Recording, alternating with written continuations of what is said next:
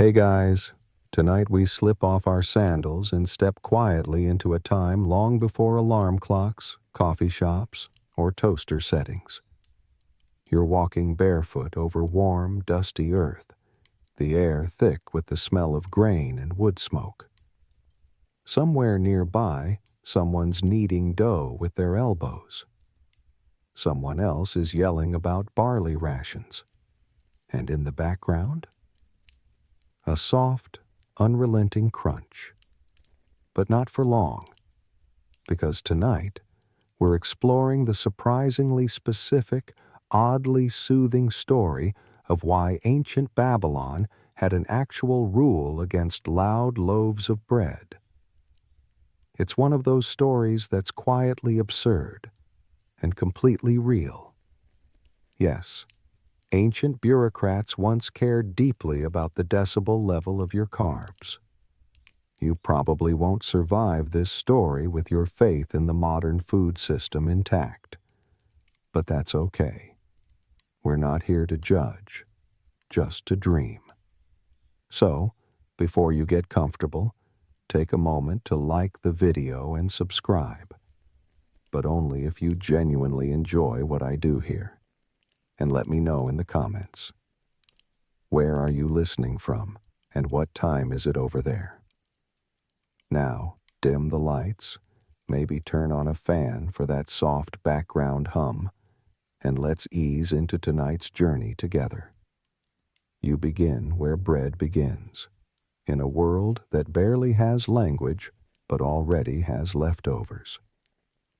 Thousands of years before Babylon's rules and scribes, humans started figuring out that if you leave crushed grains out in the sun and then cook them on a hot rock, you get something that's not quite soup and not quite solid, but definitely edible.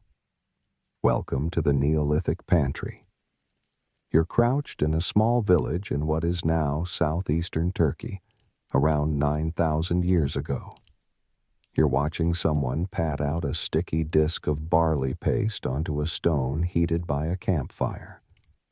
No yeast, no salt, no sound. The result? A thin, chewy flatbread that looks suspiciously like what hipster cafes now call ancient grain wraps. This is where it starts. Bread, that is. Before politics, before priests, before anyone could even complain about the crust. These early breads were quiet things, function over flair, designed to transport nutrients, not flavor. But as communities grew and farming stabilized, something amazing happened. People had time to get picky. And that's where the real story begins. Fast forward to Sumer, the ancient Mesopotamian civilization that gave us the wheel, the first known writing system, and arguably the first recorded foodies. Here, bread began its long evolution, not just as food, but as status. There were many types: barley bread, emmer bread, honey-sweetened bread, even bread filled with dates. Some were ceremonial, others were just for the daily grind. But all of them had one thing in common: they were now tracked.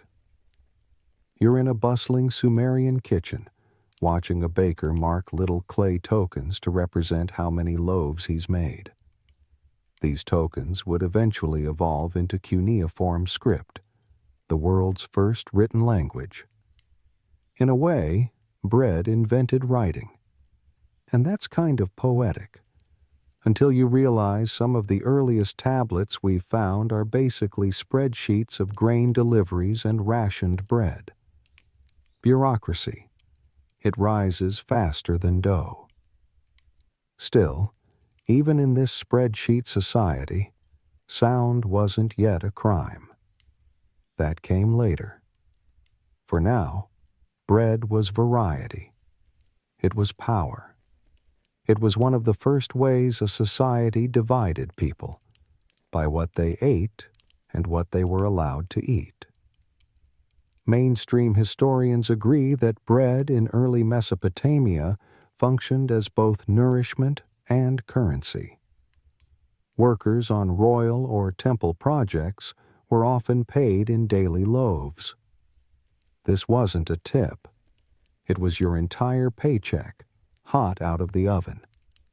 And as cities grew, so did the complexity of their bread systems. Bakers became professionals. Ovens became community spaces. Loaves were ranked, taxed, and sometimes suspiciously quiet. Fringe historians argue something fascinating, that the shape and crust of bread might have even carried symbolic meaning. Some speculate that early bakers molded loaves into subtle messages or charms, little carbohydrate code switches to curry favor with the gods or the local tax collector. But we're getting ahead of ourselves. You're not in Babylon yet. First, you walk alongside a caravan making its slow way along the Euphrates. You're swatting flies and listening to the soft rattle of wheat sacks shifting with every camel step. The city you're heading toward isn't just a dot on a map. It's the future of bread and bureaucracy and oddly specific culinary regulations. Historians still argue whether Babylon's bread rules were about sound, texture, ritual, or all three, but we do know they cared enough to write it down. Loud bread, it seems, was a problem. But for now, just keep walking. You're following the flour trail. The desert air grows heavier. The smell of baked grain grows richer. In the distance, a golden city rises, a place where bread could get you rich, get you punished, or possibly get you cursed. You step through the Ishtar Gate, as if in a dream. Massive, brilliant blue, adorned with golden lions that seem to yawn more than roar. Babylon doesn't rush. It hums. It swells with sound, smell, and sweat. And you, fresh off the trail with flour in your eyebrows, are hit by a wall of warm, savory air. Somewhere to your left, a street vendor yells about goat on a stick. But it's the bread you follow. Babylon is not built on silence. The streets chatter with sandals against sun-baked clay, merchants negotiating in half-shouts, children losing their minds over lentils. But the bread noise? That's different. You'll learn soon enough that a certain crunch could get you in trouble. First, though, take it all in. You're walking along the processional way, a sacred path where the king once paraded statues of gods during festival season. Now, it's more practical. Market stalls, fish sellers, jugglers, and the occasional donkey traffic jam. Somewhere ahead, tucked between a butcher and a spice seller, the city's busiest bakery belches a ribbon of flour into the midday heat. This is not your cozy European boulangerie. The Babylonian bakery is chaos and rhythm. Ovens the size of small boats. Giant clay tandoor-style cookers sunk into the earth, glowing from within like the belly of some friendly volcano. And everywhere, people. Bakers shout over bubbling pots of fermenting dough. Apprentices sweep ashes while swatting flies with palm fronds. The clatter of mixing bowls, the thud of dough being slapped into shape. It's all part of the symphony. Here's a historical fact that might stick in your teeth. Babylon had over 300 types of bread. Yes, 300. That's more than most modern bakeries, and without the help of a single stand mixer. Some loaves were round and soft, others long and crusty. Some were meant to dissolve in stews. Others were designed for sacrifice, because nothing says, "Please don't smite us," like a basket of steaming buns. But as you edge closer to the bakery, you notice something peculiar. No one is biting directly into the crust. Instead, they're tearing, dipping, softening. There's a reverence for quiet consumption. You watch one old man tear a loaf apart and press the pieces with his thumbs before eating, like he's testing it for secrets. You don't know it yet, but this is tied to the great Babylonian crust dilemma. There was a rule, yes, an actual regulation, that bread must not be too noisy. Officially, the concern was about coarseness. Bread that was overbaked, stale, or dense enough to crunch loudly was frowned upon, and in some contexts, outright forbidden. Loud bread, in certain temples or during rituals, was considered a kind of culinary profanity, like someone blowing a kazoo at a funeral.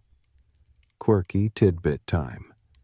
There's an Akkadian phrase, Nindabur Nuha, that translates roughly to bread of unwanted noise. Scholars still debate if this was just poetic sass or an actual term for blacklisted loaves. Either way, you now live in a world where bread had to pass a vibe check.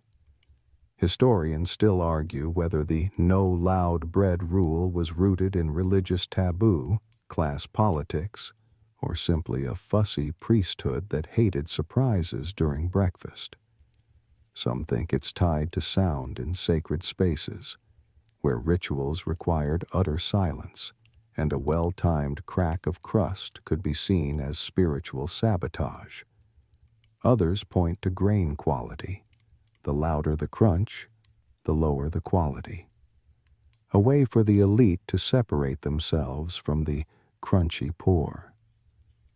You wander further into the bakery.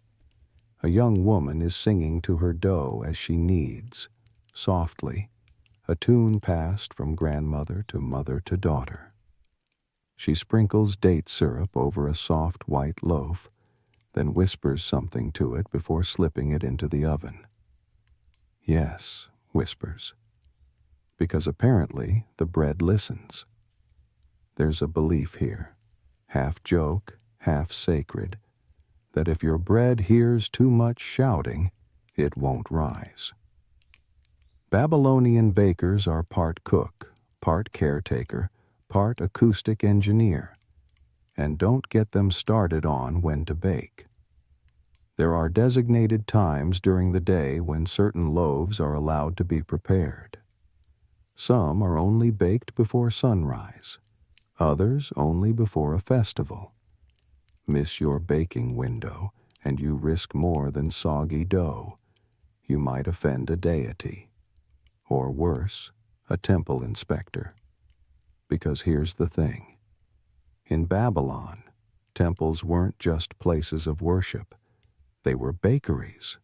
Really. The great temples employed full-time bakers, scribes to track ingredients, and priests who moonlighted as flavor critics. Every loaf offered to a god had to meet divine specifications: shape, scent, and, yes, sound. An overcooked crust during a sacrificial rite? Grounds for starting over.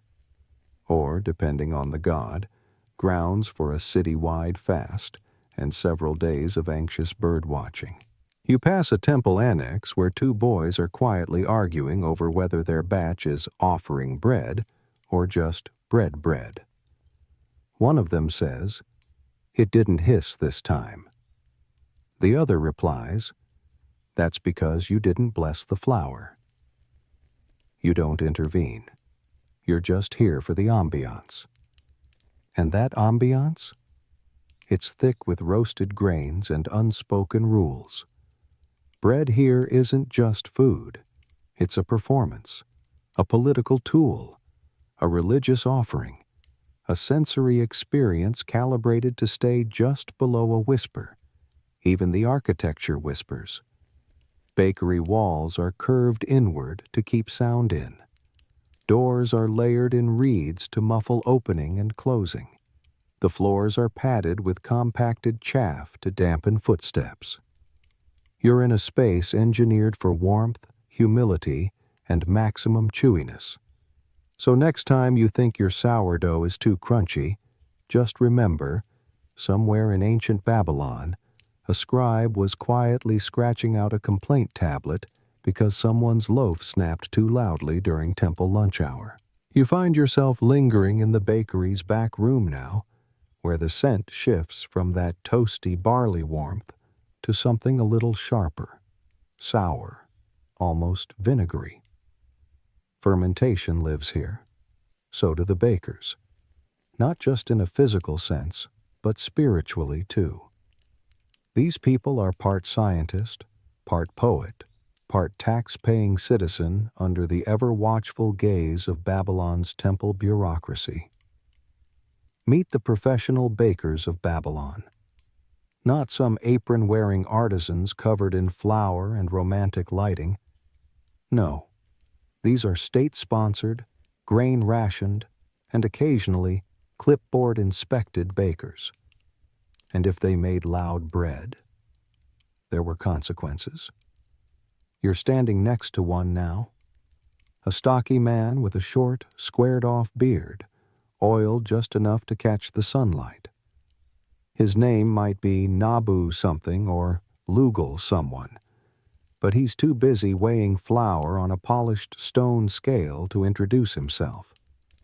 He doesn't own this bakery. He operates it on behalf of the temple. The flour is temple-issued. The oven is temple-owned. The loaves, counted, logged. And if 3 loaves come out loud, well, that could be 3 deities scowling down at the accounting tablets. This is one of the ways ancient Babylon did things. Everything precise, everything tallied. One historical fact you may not expect.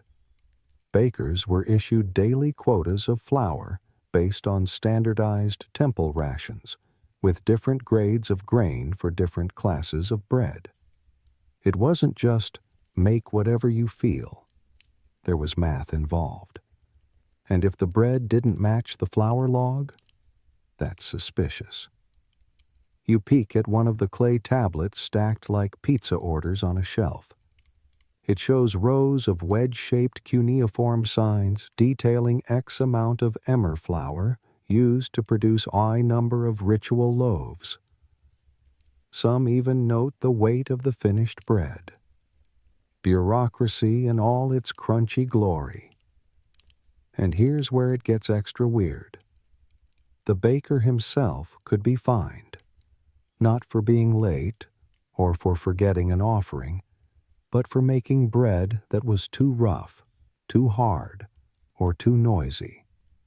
Loud loaves were seen as lazy baking, or worse, disrespectful to the gods. There's a fringe theory that's worth savoring. Some scholars believe that sound was used as a subtle quality control system in temple kitchens.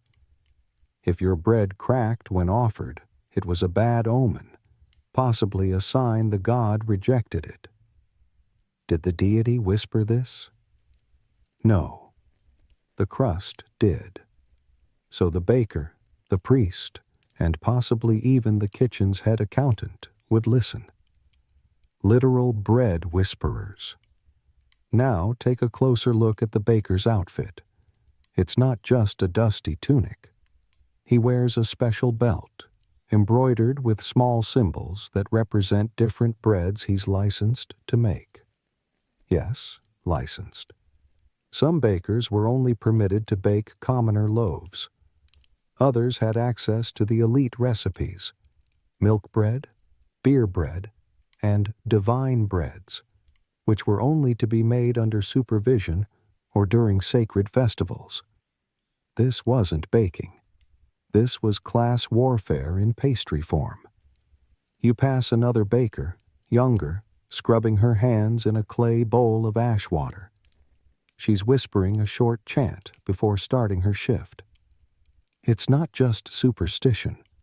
She has to keep the fermentation gods happy, who, according to one half-joking, half-sincere text fragment, take offense to unwashed hands and shouting near dough.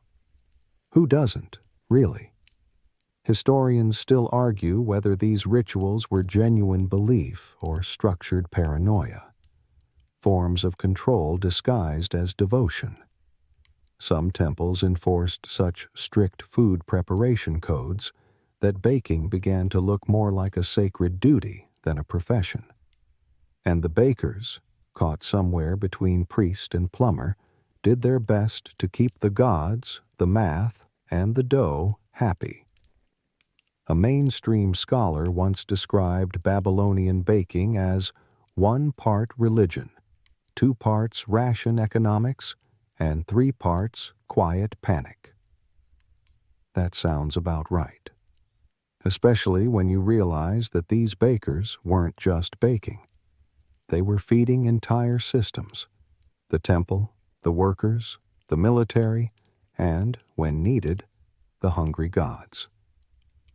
There's an actual preserved law from the Code of Hammurabi that mentions bakers, not about loudness, but price fixing.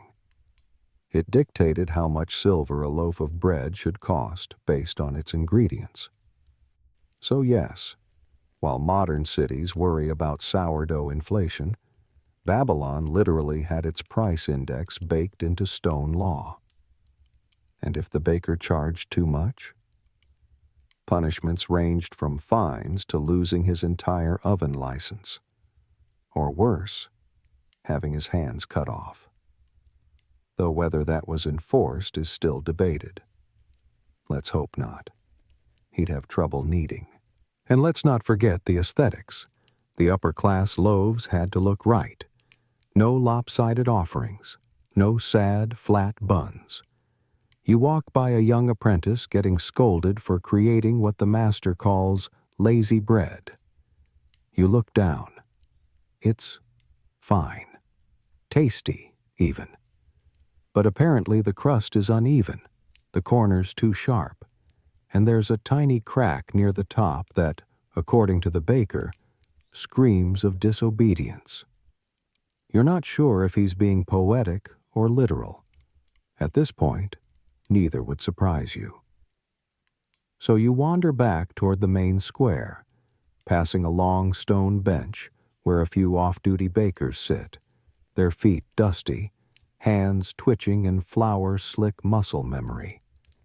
One of them turns to you, eyes half closed, and says, "You can tell a man's heart by how his crust breaks."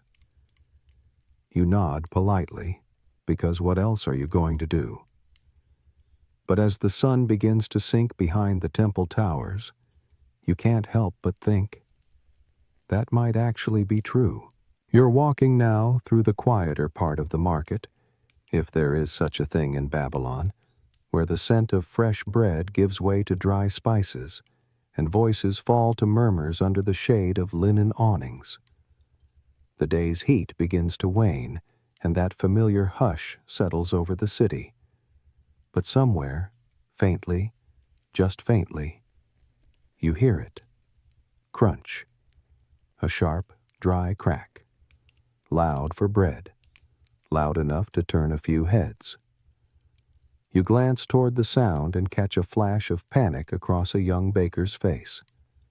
He's just handed a flat, darkened loaf to a customer, who foolishly took a bite straight from the corner.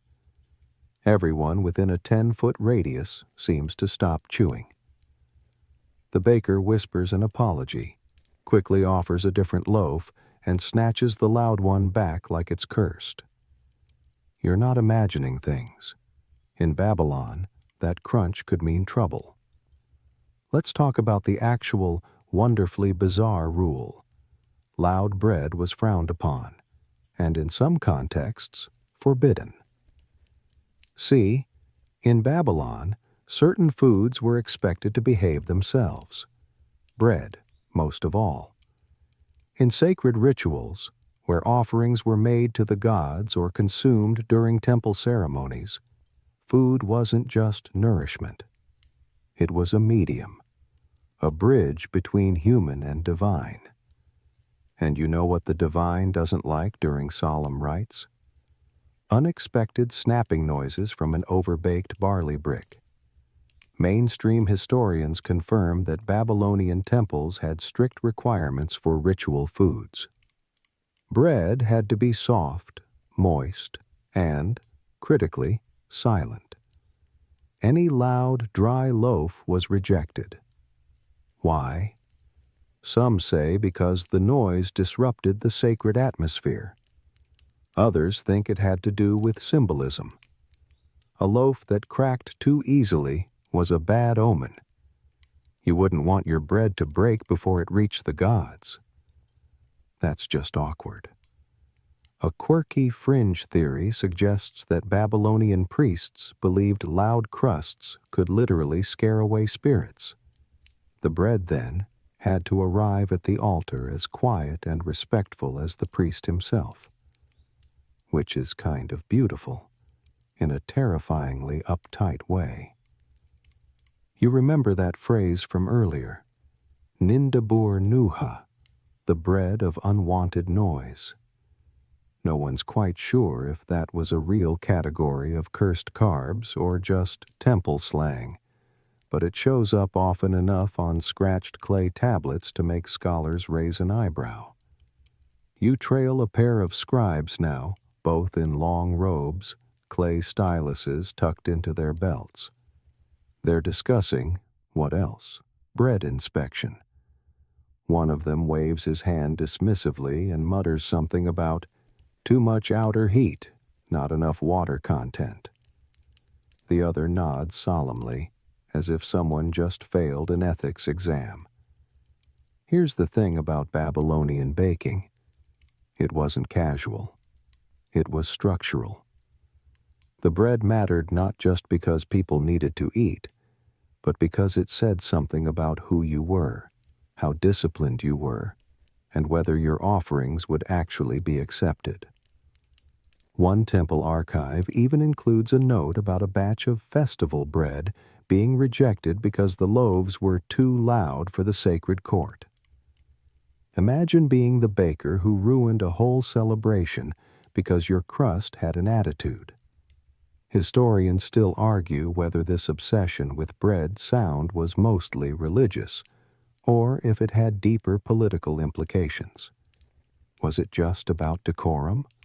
Or was it a subtle way to control bakers, markets, and religious power all at once? There's evidence that these regulations weren't just suggestions, they were enforced. Temple inspectors would occasionally stop by bakeries unannounced, sample the loaves, and judge not only flavor and consistency, but sound. You picture one now, a stern, middle-aged man with a clay tablet under one arm, knocking his knuckles against a fresh loaf, listening for treason. You pass a bread cart now with a tiny sign pressed into the dough, Temple approved, low crust. It's not a joke. That's the dream loaf. Soft edges, minimal chew noise, perfectly steamed. Even the local kids know the phrase. One of them walks by you now, holding a miniature clay loaf and whispering, shh, to it like it's a baby bird. But this rule about loud loaves wasn't just about religion. It shaped the entire baking process.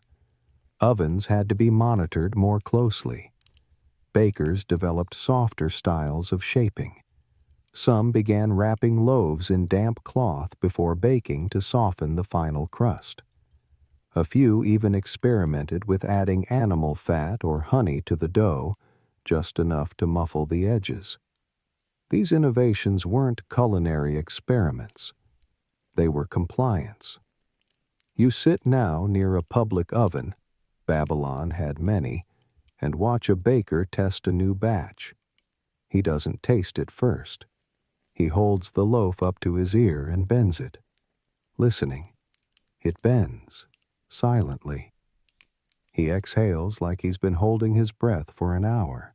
Quirky fact: some temples even kept sound logs. Yes, literal records of how each ritual loaf sounded. Descriptions like barely a whisper or slightly cracked at the edges appear alongside measurements of weight and moisture. Can you imagine the job title? Head of Bread Acoustics. Babylon was that kind of place. And what happened if your bread did crack too loudly? If it embarrassed you in front of a priest? Well, consequences varied. A minor offense might get you a warning. A repeat could mean your flour ration was reduced. At worst, your bakery lost its temple contract. And trust me, those were lucrative. Some scholars suggest that disgraced bakers would even perform small public rituals of apology, burning the offending loaves under temple supervision. So the next time you hear a baguette crackle, be grateful.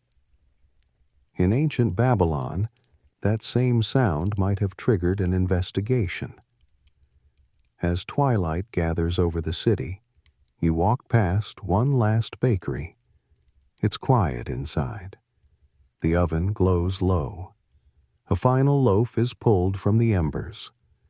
The baker sets it on a reed mat, leans close, and presses a hand to the crust. Nothing. Perfect. You wake before dawn now, or maybe you never quite fell asleep. Babylon breathes slowly in the blue-gray hush before sunrise. You slip through narrow alleys, still damp with night air, trailing behind a merchant with spice-stained robes and a sack of something fragrant slung over his shoulder. You're headed toward the ziggurat, the massive step temple rising like a layered mountain from the heart of the city. Its shadow stretches across the rooftops like a lazy god rolling over in bed. And clinging to that shadow, the scent of something sweet. It's bread. Again. But different this time. Infused, perfumed, offered. This isn't the bread you nibble between errands. This is sacred starch. The merchant ahead of you disappears into a side entrance of the temple complex. You follow. No one stops you. Everyone's too busy not dropping their trays. Around you, attendants carry baskets of carefully shaped loaves, star-shaped buns, spiral twists, even a few topped with dried dates or painted with honey and saffron. It's a strange, beautiful procession, like a bake sale for immortal beings with complicated preferences. And in this moment, you realize something. In Babylon, bread could be holy, but to reach that level, it had to be quiet. Mainstream historical records confirm that bread offerings played a major role in Mesopotamian religious ceremonies. In the temples of Marduk, Ishtar, and Nabu, priests conducted complex rituals involving incense, song, and silence. Into that silence came loaves, brought with bowed heads, soft hands, and the kind of reverence usually reserved for royalty. Some loaves were only made for gods. They had names like Takasu and Elipu, breads for morning offerings, breads for funerary rites, breads to honor the moon, or ask the sun to chill out. Each had its own recipe, shape, timing, and, yes, expected level of acoustic obedience. One fringe detail you might love. In certain ceremonies, priests would press the loaf to their chest before placing it on the altar, not as a warmth test, but as a symbolic embrace. Bread was a stand-in for sincerity. If it cracked, that meant the offering had failed. You shuffle into the outer courtyard now, where preparations for a morning rite are underway. A line of young attendants stands at attention, each holding a single loaf. They're absolutely still. Even their breathing seems deliberate. You realize they're listening. One crack, one split, one audible flake from the crust. And it's over. There's a scholar's debate about whether these rituals were purely symbolic or if the priests genuinely believed the gods reacted to the bread's sound. Some argue it was theater, meant to impress the congregation. Others claim tablets found in temple storerooms show records of rejections, where priests had to redo entire ceremonies because a loaf spoke too soon. The implications? Divine diplomacy via pastry. The ziggurat itself looms overhead, its steps worn smooth from centuries of feet, pilgrims, priests, and possibly a few sneaky bakers looking to ask forgiveness for a loud batch. You picture it now, some poor man dragging a basket of failed loaves up the steps like a carb-themed walk of shame. As you climb, you notice how the sounds of the city fade behind you. It's not silent, but it's getting close. Up here, even the birds hesitate. The higher you go, the more you feel the shift. From market to temple, from noise to ritual, from everyday to eternal. At the top, you peek into the sanctuary. A small altar, a carved basin, and on a reed tray beside it, a single rounded loaf, smooth, golden, silent. No chanting, no clanging. Just one priest lighting a stick of incense. He picks up the loaf, lifts it gently toward the sky, then sets it down. You can barely hear the sound it makes landing. It's softer than your breath. You wonder, how many loaves never made it this far? How many were deemed too loud, too dry, too rebellious in crust? Did the gods really care? Or was it the priests, using bread's sound as a test of obedience? Some historians argue that these rituals were just another way to reinforce the power hierarchy. Bakers below priests, loaves below laws, crusts below expectations. Bread had to behave, just like everyone else. But there's another possibility. Maybe Babylon understood something we've forgotten, that food has its own language. That texture is a tone. That offering bread should be as respectful as speaking a prayer. And that silence, when shared, is sacred. Back down in the courtyard, you find a small shrine, a side altar with a cracked plaque that reads something like, "For the loaves that fell." It's half joke, half memorial. A place to honor the baked goods that didn't pass inspection. There's even a little clay sculpture of a sad, overbaked bun. You leave a whisper there, just a breath. Because now you know, in ancient Babylon, even the bread had ears. You're back in the market now, ducking through a haze of roasting lentils and sizzling onions. The sun's climbed halfway up the sky, and Babylon is in full swing, vendors barking over one another, donkeys making their usual complaints, and somewhere nearby, a street poet yelling rhymed insults at a fishmonger. But you're not here for poetry or produce. You're watching something more delicate. At a corner stall shaded by layers of tattered cloth, a deal is going down. Not loud, not public, casual. A handoff. One loaf of bread exchanged not for silver, not even for another item, but for a favor. Welcome to the sticky, delicious world where bread is currency and bribe. You already know Babylon ran on grain. Literally. Wages, rations, offerings, temple inventory, it was all counted in shekels of flour and finished loaves. Mainstream historians agree. Bread wasn't just food. It was a unit of value, especially for the laboring class, who rarely saw a coin but always had a ration line. A government worker? Paid in barley loaves. A temple singer? Bread, sweetened with date syrup if she was lucky. Even soldiers received daily bread as part of their service package. The army marched not on its stomach, but on its bakery ledger. Now, watch this baker at work. He's shaping a small round loaf.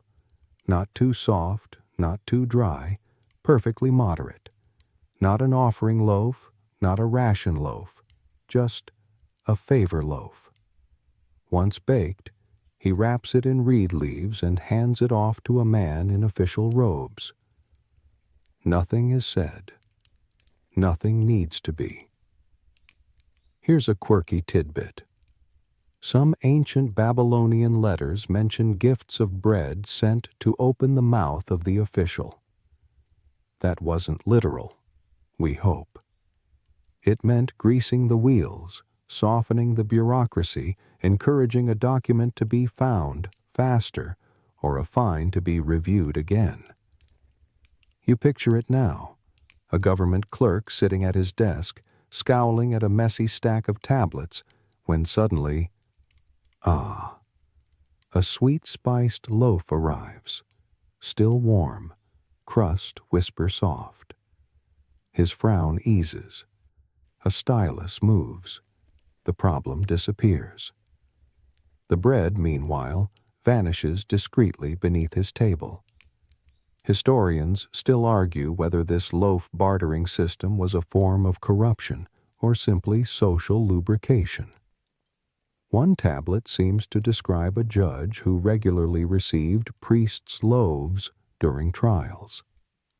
Another mentions a brewer who delivered 6 silent loaves to the city's grain inspector just before passing inspection. Officially, these weren't bribes, just gestures. But let's be honest, Babylon wasn't exactly above a little carbohydrate persuasion. You duck into a shaded courtyard now, where a few scribes are enjoying their midday break. Their tablets lie forgotten beside them, and in their hands, a type of bread called bapir, hard, dry, meant for soaking in beer. One of them jokingly taps his against a stone wall and says, "Still not as loud as the baker's heart when the inspector comes." They laugh. They chew. But you sense something else under the humor. Bread was more than snack food. It was political, strategic, and when done wrong, dangerous. One historical law, etched into the famed Code of Hammurabi, sets the maximum price of a loaf based on flour type and weight. Exceed that price? Fine. Sell underweight loaves? Fine.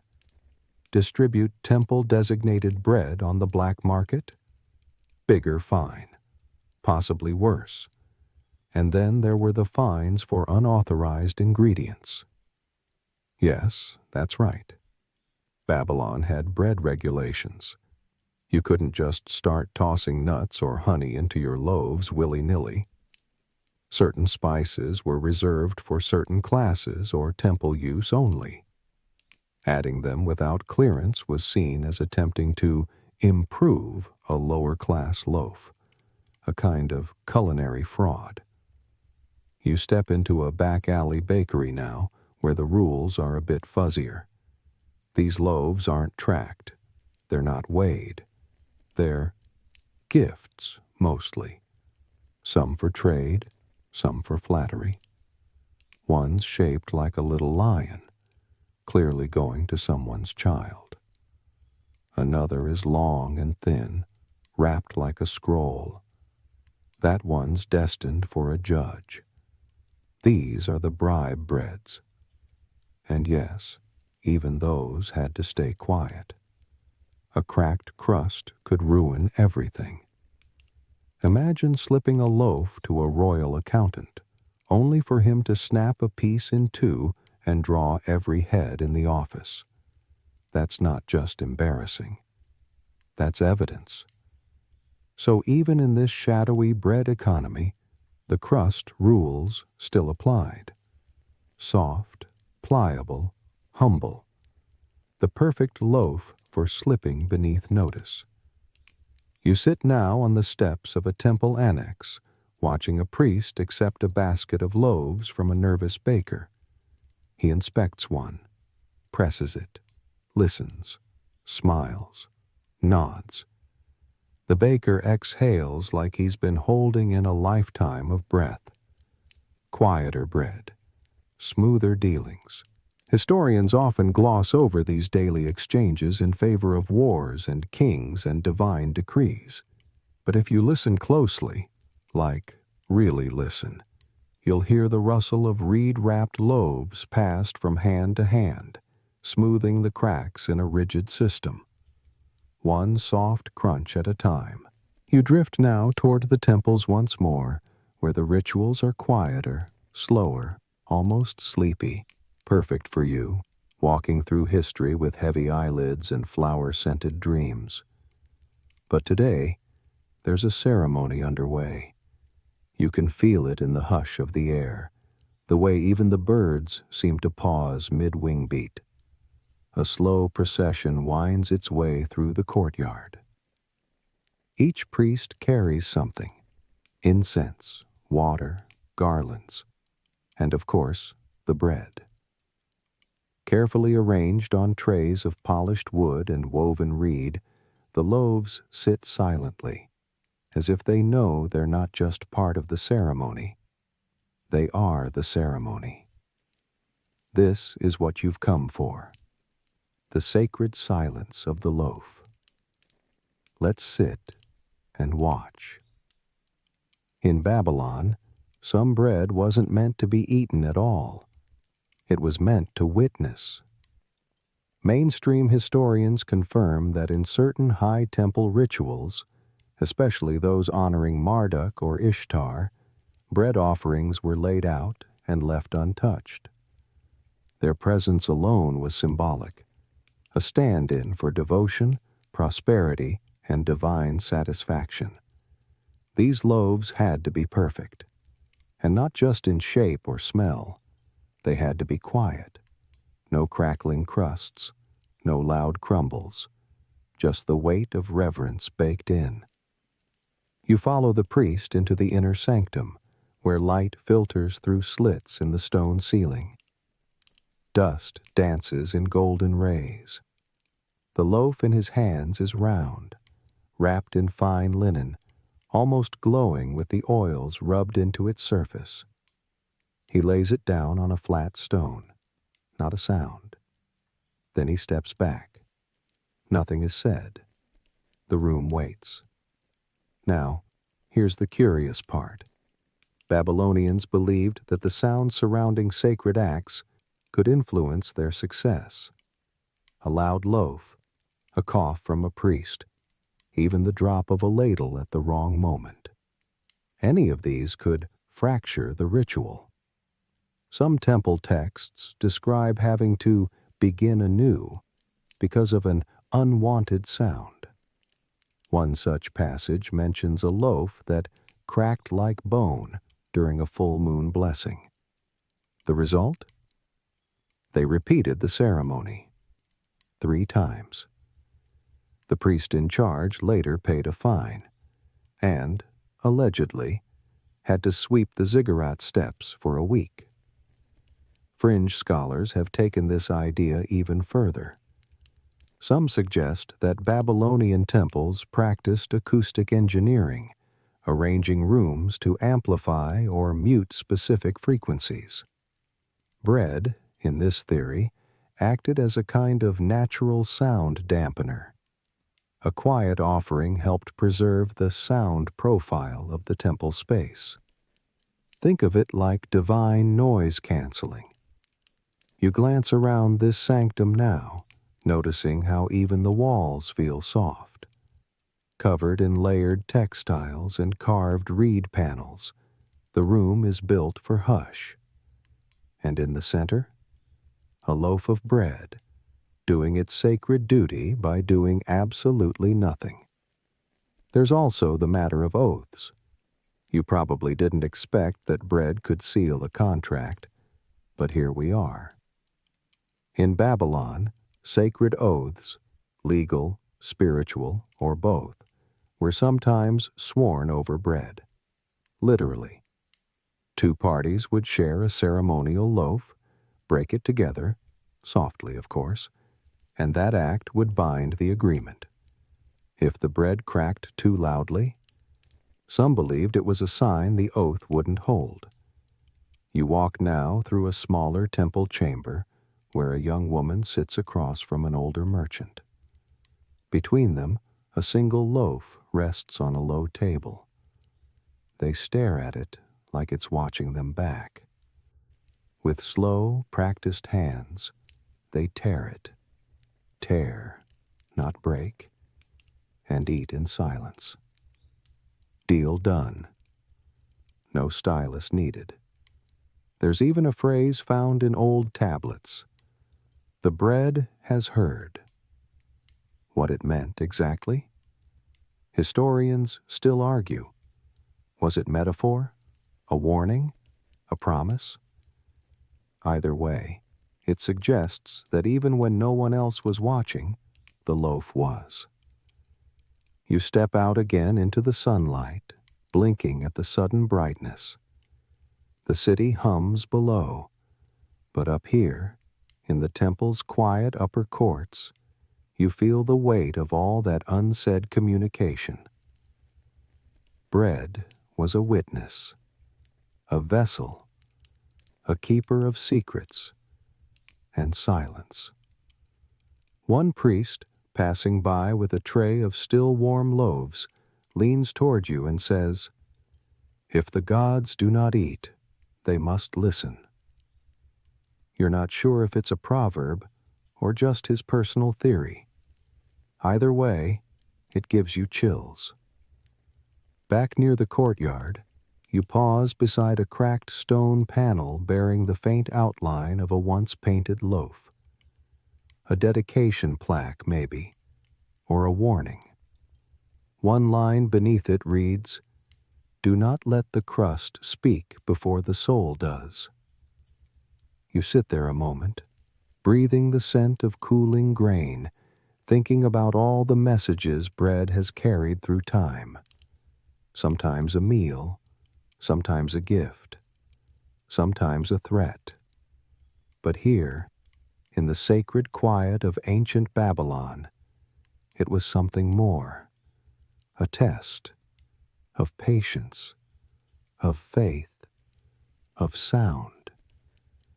And if you listened carefully, it told you everything. The sun is high now, and Babylon's sandstone walls glow like they've been brushed with gold dust. You drift back down toward the residential quarters, less sacred, more sweaty. Here, the bread isn't offered to gods, but to hungry kids, tired workers, and neighbors who just dropped in for gossip and pomegranate wine. And here's where the rules start to bend. Because not every Babylonian cared about crust protocol. Some liked a little crunch, especially those far from the temple's shadow. You find yourself in a small courtyard where a family is preparing their midday meal. The matriarch, A stout woman with forearms like baked clay pulls a tray of flatbreads from a portable oven, sets them on a basket lined with cloth, and lets out a satisfied hum. She doesn't test the sound. She just claps her hands and yells for the children. This is home bread, the stuff of ordinary life, not blessed, not weighed, not even entirely symmetrical, but nourishing, reliable. And if it crackles a little when you bite it, that's fine. The only deity listening here is the family dog.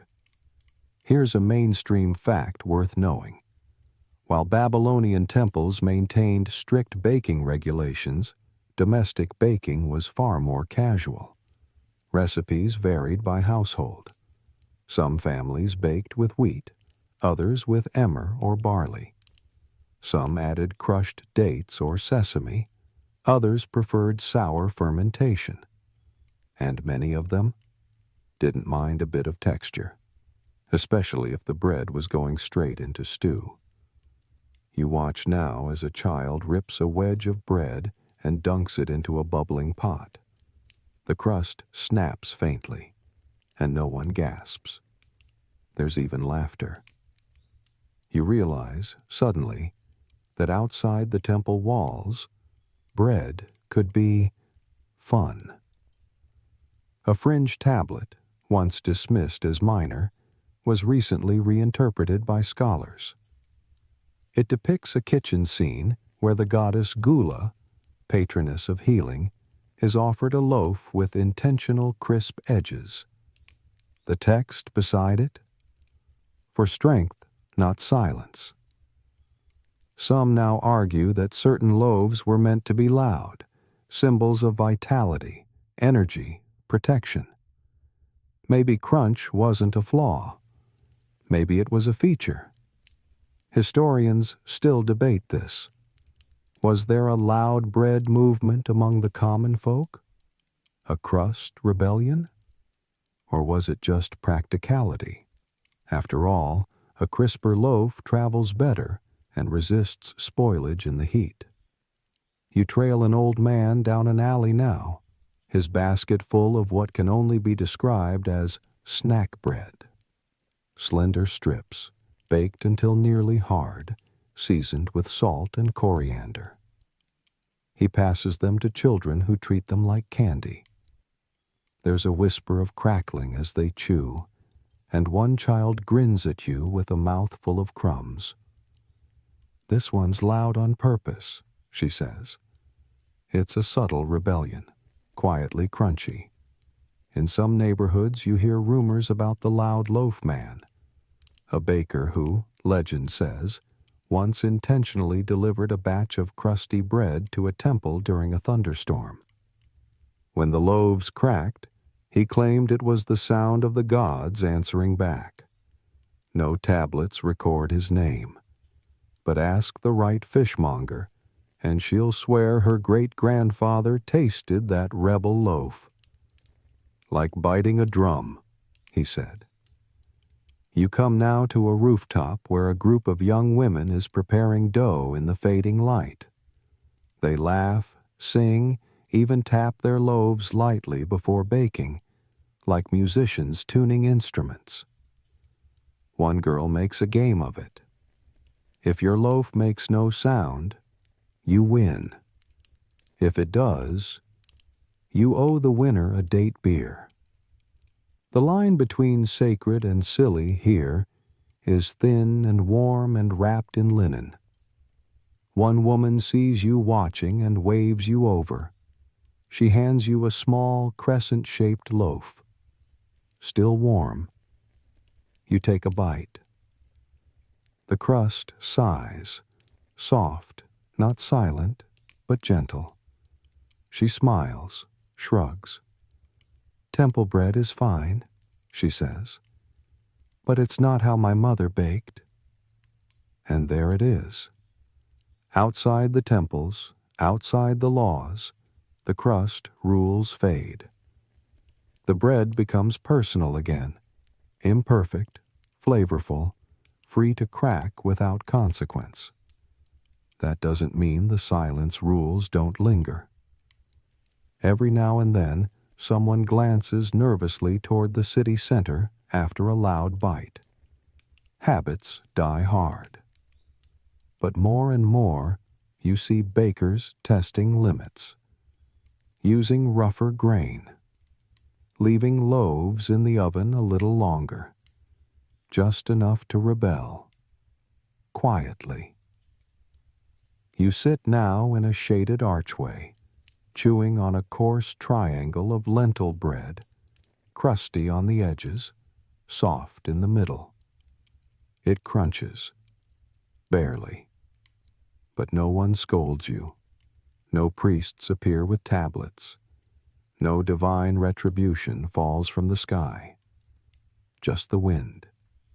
Just the taste. And somewhere, faintly, you swear you hear laughter rising from the temple kitchens. Maybe the gods are starting to enjoy a little texture too. The evening creeps in slowly, like warm molasses poured over the rooftops of Babylon. The shadows stretch long across the alleyways, and the last rays of sun bounce off bronze water jugs and polished stone walls. You find yourself wandering toward the city's edge now, past the markets, past the temples, past even the outer workshops, into the zone where rules become rumors and bread gets experimental. You're in the baker's quarter, not the state-sponsored temple bakeries, no. These are the fringe ovens, the freelance flour flippers, the crust cowboys, men and women who bake for the love of it or for reasons no one asks about. And here, things get weird. You step into a small, windowless chamber filled with the scent of roasted grain and something darker, almost smoky. A baker greets you with a sly grin and a head wrap far too fashionable for a man who spends 12 hours a day near fire. On the shelf beside him sit rows of loaves. Some are round, some are braided. One is shaped like a lizard. Another has a spiral pattern that looks suspiciously like an eye. Experimental, he says. Non-regulation. He picks up one loaf, gently thumps the bottom with his knuckles, and nods in approval. You don't hear a thing. This one's for a dream ceremony, he whispers, to keep the night quiet. Let's talk about this other side of Babylonian baking, the esoteric loaves, not recorded in temple law, not standard ration fare. These were personal, magical, ritualistic, baked for reasons only the baker and the stars understood. Mainstream history doesn't say much about them, but fringe cuneiform fragments hint at a wide, mysterious world of bread magic. Loaves baked to repel nightmares. Crusts etched with protective symbols. Buns meant to summon love, or prevent it. One even claims a loaf was buried beneath a doorway to silence the mouth of thieves. And you guessed it. Silence mattered here too. In these magic loaves, a loud crack was a bad sign. It meant the spell broke, the energy escaped, the bread failed to hold. One old tablet fragment, half shattered, reads simply, "The bread screamed. The spell is undone." That loaf, you imagine, probably didn't make it to market. You watch as the baker pulls another loaf from the oven. It's darker than the others, wrapped in a thin reed mat that has left a woven pattern on the crust. He listens, presses, then dips it in a bowl of oil, just a touch, and places it in a basket marked "For the woman with the sick child." It's not medicine. It's a message, one that needs to arrive quietly. Historians still argue whether these magical loaves were widely believed or just fringe traditions practiced by a few. Were they food or talismans? Were they baked prayers or just warm comfort for hard nights? You follow the baker outside now, where a few apprentices sit carving tiny symbols into clay molds, used to stamp images onto loaves before baking. One has a fish, another a pair of eyes, a third the symbol for soft winds. You pick it up. It fits in your palm. Feels like sleep. In the darker corners of Babylonian belief, bread wasn't just about sustenance or offerings. It was about containment, of energy, of sound, of intention. A quiet loaf could trap a fear, hold a blessing, even deliver a dream if you believed hard enough. You pass a woman now wrapping a bread bundle in layers of cloth, murmuring a short verse under her breath. She ties it with string, sets it by her door. "For the quiet night," she says. You nod, though you don't fully understand. Not far from here, there's an old kiln used only on certain nights. Eclipses, seasonal changes, unlucky moon cycles. Bread baked in that kiln is said to carry special power.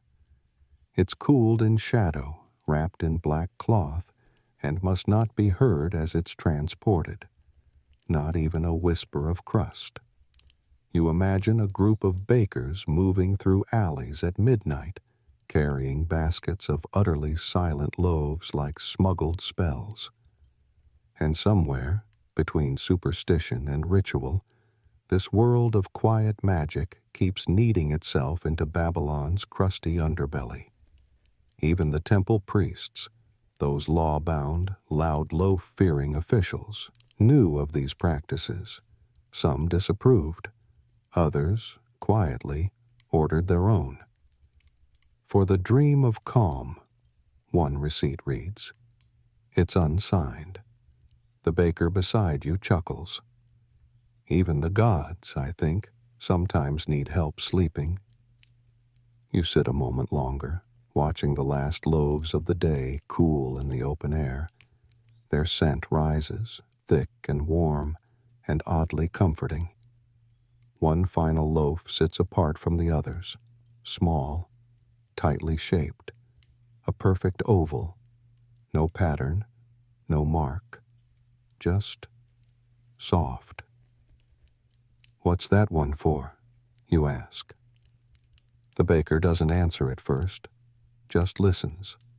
Then, "It's not for eating, it's for remembering." And you understand. In Babylon, even memory needed a crust, and even memory had to be quiet. The stars are out now.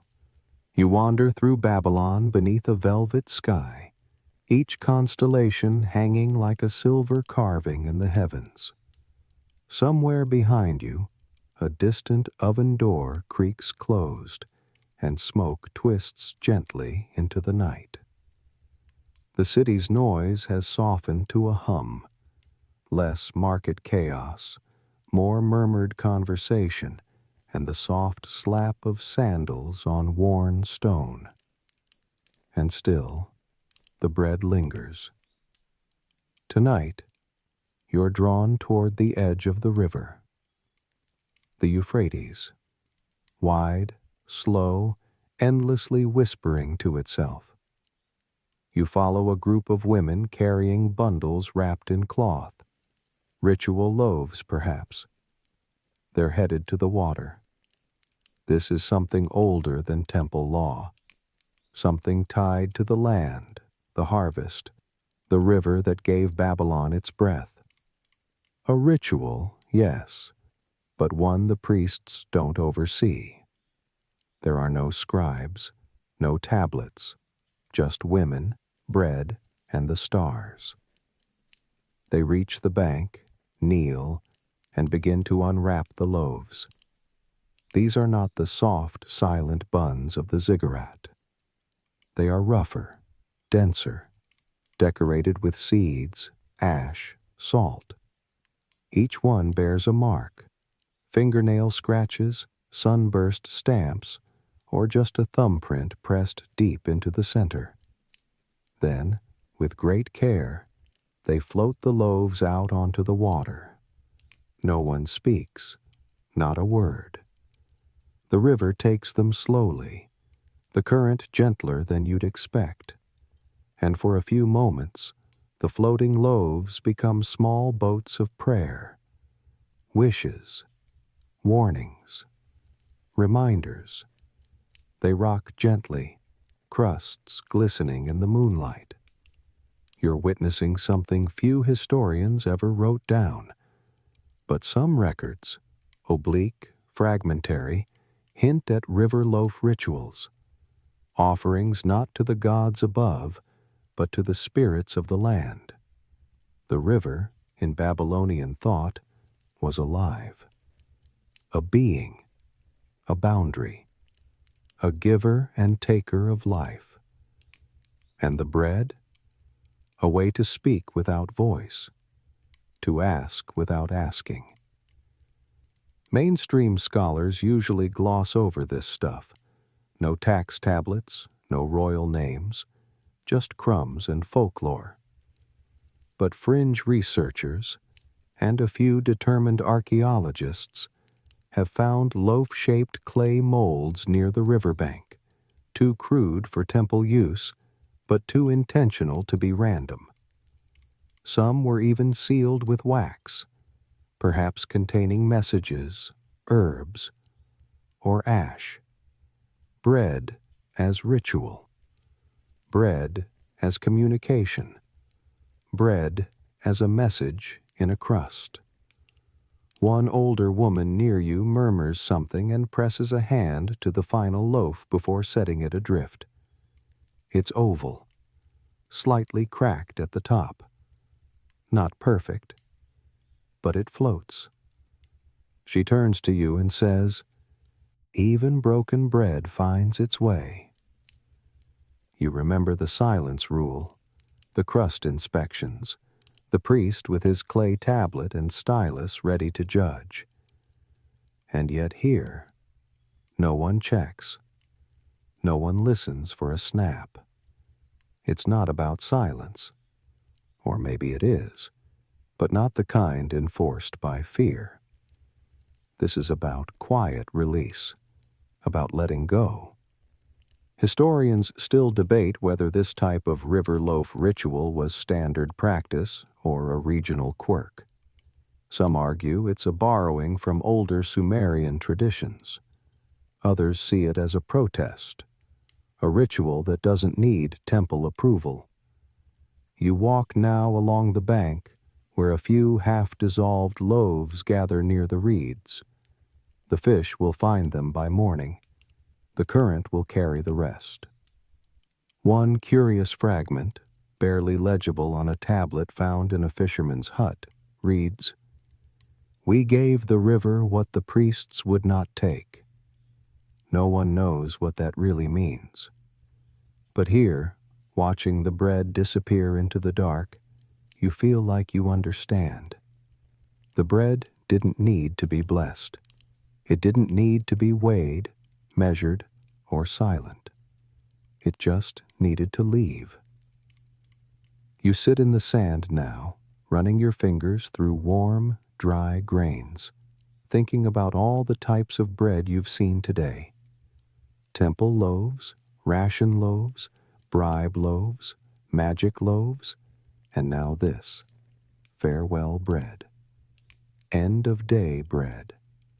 Loaves that speak nothing and everything at once. There's one more nearby. Left behind, maybe. Small, misshapen, slightly loud if you were to squeeze it. You pick it up, hold it close. It smells like barley and river mist. You don't eat it. You just set it on the water and watch it drift. And for a moment, Babylon is utterly still. The moon is high now, silvering the rooftops and catching on the tips of ziggurats and palm trees. Babylon has shifted into its softest form. Sleeping guards, low fires, murmured songs that drift through open windows. It's the hour of dreams, and you're wandering once again, guided not by purpose, but by the scent of something. Baking? Yes, still baking. Turns out, Babylon doesn't sleep all the way through the night. Somewhere in the labyrinth of clay brick homes and soot-darkened alleys, a fire still glows. You follow it to a small, single-room bakery, lit by nothing more than an oil lamp and the coals of an ancient oven. Inside is an old woman. She doesn't look surprised to see you. "Couldn't sleep?" she asks. You don't answer. She doesn't expect you to. She gestures for you to sit. What she's baking isn't for sale, not for trade, and definitely not for the temple. This is personal bread, memory bread, the kind you make when the world is too heavy or too quiet, the kind you bake to remember someone or to forget them, depending on the night. And yes, it matters how it sounds. "This one," she says, holding up a squat, heavy loaf, "is for my sister." She taps it gently with her knuckle. Still too loud. She was quieter. You don't ask what she means. You just watch. This is a different kind of baking. There are no measurements, no clay tablets tracking flour ratios or crust depth. Just feel, just intuition.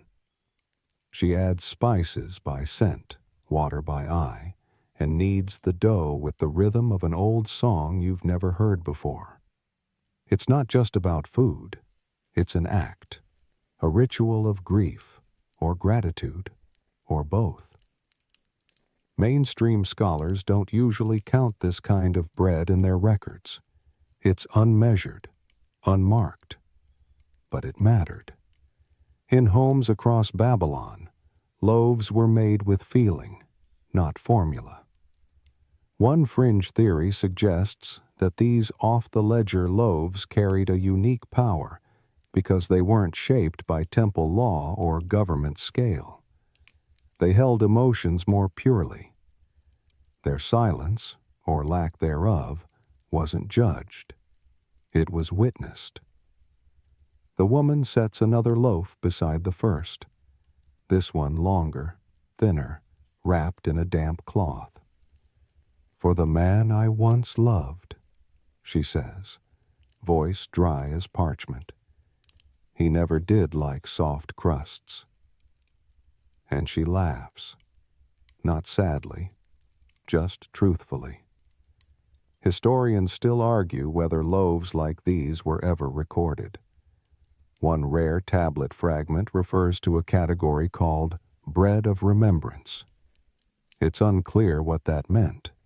Perhaps funeral offerings, perhaps ritual meals.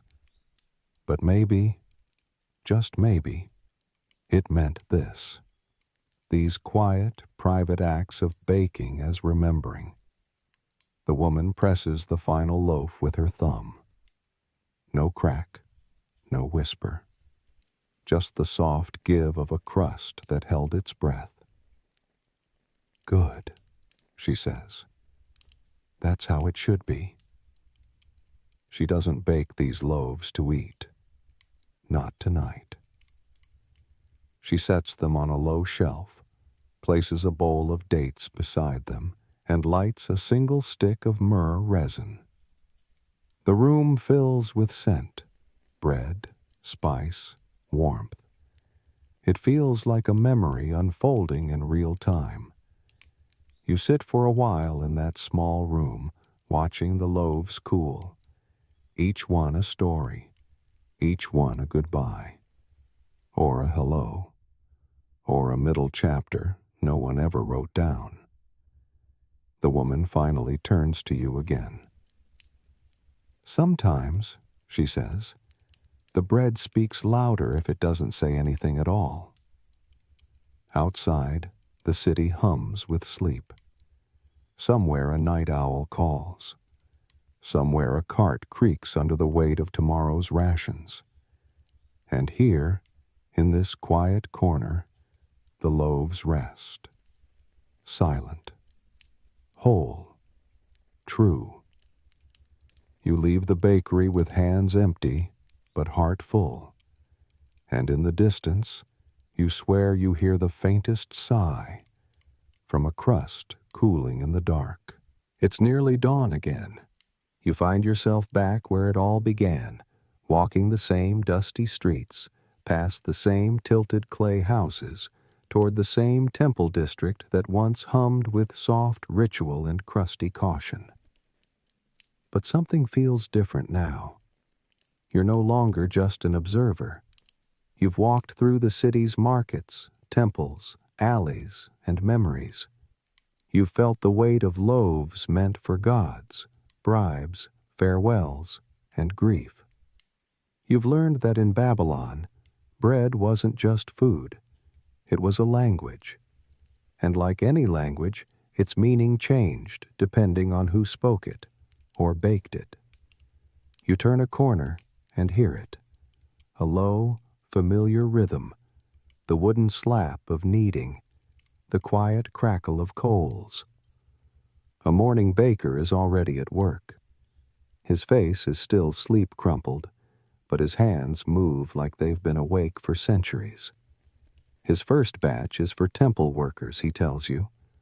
Loaves must be soundless, soft as a lie. He chuckles. Another baker down the road isn't laughing. He's counting barley rations, arguing with a clerk over yesterday's delivery, gesturing furiously at a cracked loaf.